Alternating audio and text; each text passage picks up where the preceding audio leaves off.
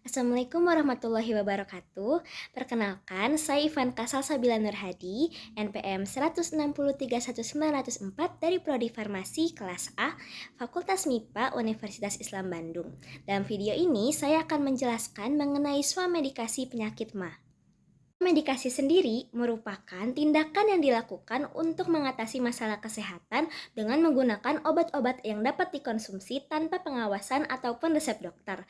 Dengan kata lain, swamedikasi ini adalah pengobatan atas inisiatif sendiri. Swamedikasi hanya boleh dilakukan untuk penyakit yang ringan, umum, dan tidak akut ya. Obatnya sendiri dapat ditemukan di apotek, supermarket, toko obat, dan lain sebagainya. Medikasi berperan dalam 3 hal. Yang pertama yaitu penanganan keluhan ringan secara cepat dan efektif. Yang kedua adalah pengurangan beban pelayanan kesehatan pada kondisi terbatasnya sumber daya. Dan yang ketiga adalah peningkatan aksesibilitas masyarakat yang jauh dari pelayanan kesehatan. Swamedikasi memiliki kelebihan dan kekurangan. Kelebihan dari swamedikasi adalah swamedikasi aman jika dilakukan sesuai dengan petunjuk. Kemudian efektif untuk keluhan yang ringan dan juga biaya obatnya lebih murah. Selain itu, kita dapat merasakan kepuasan tersendiri karena berperan aktif dalam keputusan terapi. Kemudian, kita bisa menghindari rasa malu jika harus menampakkan bagian tubuh tertentu di hadapan tenaga kesehatan dan kita bisa mengurangi beban pelayanan kesehatan pada kondisi terbatasnya sumber daya. Sedangkan kekurangan dari swamedikasi adalah adanya bahaya jika obat tidak digunakan sesuai dengan aturan. Nah, hal ini tentunya akan menyebabkan pemborosan biaya dan waktu untuk mengatasi biaya yang ditimbulkan tadi. Nah, selain itu ada kemungkinan timbulnya reaksi yang tidak diinginkan. Contohnya seperti efek samping, resistensi, lalu sensitivitas. Nah, unsur subjektivitas juga menjadi dominan karena kecenderungan pemilihan obat berdasarkan pengalaman orang lain, iklan, juga lingkungan sosial. Setelah penjabaran umum mengenai swamedikasi, kita lanjutkan dengan cara swamedikasi itu sendiri. Yang pertama, ketika Anda merasakan sakit, lakukanlah diagnosa sederhana. Kemudian, pilih dan konsumsi obat yang menurut Anda berkaitan dengan rasa sakit yang Anda rasakan. Sebelum Anda memilih atau mengkonsumsi obat, Anda harus mengenal dulu golongan obat. Nah, yang pertama ada obat bebas. Obat bebas ini bercirikan simbolnya lingkaran berwarna hijau dengan tepi berwarna hitam. Kemudian ada obat bebas terbatas dengan ciri lingkaran berwarna biru dan tepi berwarna hitam.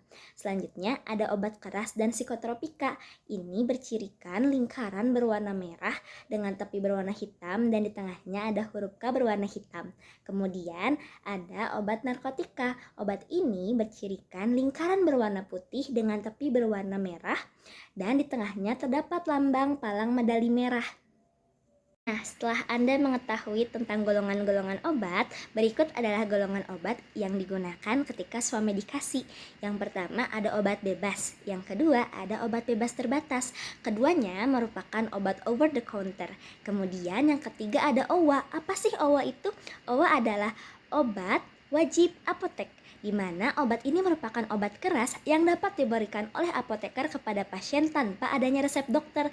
Namun ingat, Anda harus berkonsultasi dengan apoteker ya sebelumnya.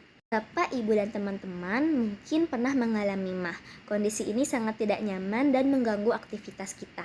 Nah, MAH sendiri secara harfiah merupakan bahasa serapan dari bahasa Belanda yang artinya adalah lambung. Namun, dewasa ini nama itu identik dengan rasa nyeri dan tidak nyaman akibat sejumlah kondisi pada lambung atau bahasa medisnya dispepsia. Penyebab MAH banyak macamnya, yaitu adanya peradangan pada lambung gastritis, kemudian karena adanya masalah emosional seperti stres, cemas, depresi, kemudian karena infeksi bakteri contohnya Helicobacter pylori, kemudian adanya efek samping akibat konsumsi obat antiinflamasi nonsteroid, lalu banyak mengkonsumsi minuman berkafein, soda, alkohol, kemudian konsumsi makanan yang berminyak, berlemak, pedas, gaya hidup yang tidak sehat, contohnya makan terlalu cepat, makannya telat, kemudian kelebihan berat badan pun dapat menyebabkan MAH. Beberapa gejala dapat dijadikan dasar diagnosis penyakit MAH. Salah satunya adalah nyeri atau rasa tidak enak pada ulu hati, kemudian rasa mual atau ingin muntah yang berlebih, sering bersendawa, berat badan kita turun, dan sering tidak cocok dengan beberapa makanan tertentu, contohnya makanan berlemak, makanan yang bergas, kemudian makanan yang pedas, dan warna feses menjadi hitam dan kadang sampai keluar darah. Penyakit MAH ini sebenarnya bisa dicegah dengan banyak cara. Beberapa di antaranya adalah kita mengunyah makanan dengan perlahan, memilih makanan yang tepat, menyajikan makanan dengan cara yang lebih sehat, juga mengatur pola makan dengan porsi kecil. Misalnya, ketika kita biasa makan dengan porsi 2-3 kali sehari, kita ganti menjadi 5 kali sehari tapi dalam porsi yang kecil. Kemudian tidak langsung tidur setelah makan dan menghentikan kebiasaan merokok, minum alkohol, kafein, dan soda. Kemudian mengelola stres dengan baik, menjaga berat badan ideal, dan menghindari konsumsi obat pereda nyeri yang tidak diresepkan oleh dokter. Kemudian, inilah obat yang digunakan untuk mengatasi penyakit MAH. Yang pertama ada obat antasida. Obat antasida ini contohnya tablet Promah dan suspensi Milanta. Nah, obat ini biasa kalian temui di supermarket, di minimarket, bahkan di apotek karena obat ini adalah obat bebas atau obat bebas terbatas, sehingga kalian dapat mendapatkannya tanpa resep dokter. Kemudian, yang kedua ada obat penghambat reseptor H2, contohnya ranitidin. Seperti yang kalian lihat pada gambar, itu ada tanda atau logo berwarna merah, tandanya obat keras. Namun, obat ini termasuk obat OWA, obat wajib apotek, sehingga dapat diberikan oleh apoteker kepada pasien tanpa resep dokter.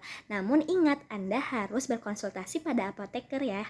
Kemudian, obat penghambat pompa proton, contohnya omeprazol dan lansoprazol pun sama. Mereka termasuk obat OWA, obat wajib apotek. Kemudian ada obat antibiotik, contohnya amoxilin dan metronidazol.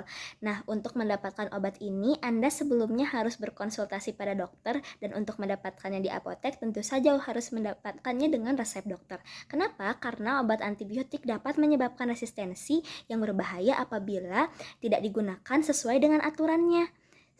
Lalu inilah hal yang perlu diwaspadai ketika kita bersuah medikasi menggunakan obat saluran cerna. Yang pertama adalah ketika kita merasakan diare lebih dari 3 hari, dehidrasi, sakit mah dengan mual muntah yang hebat, sakit mah yang tidak hilang berulang bahkan setelah minum obat dalam 2 hari, Anda diwajibkan memeriksakan diri ke dokter. Sekian yang bisa saya jelaskan mengenai swamedikasi penyakit MAH. Semoga video ini dapat bermanfaat bagi Anda. Terima kasih. Wassalamualaikum warahmatullahi wabarakatuh.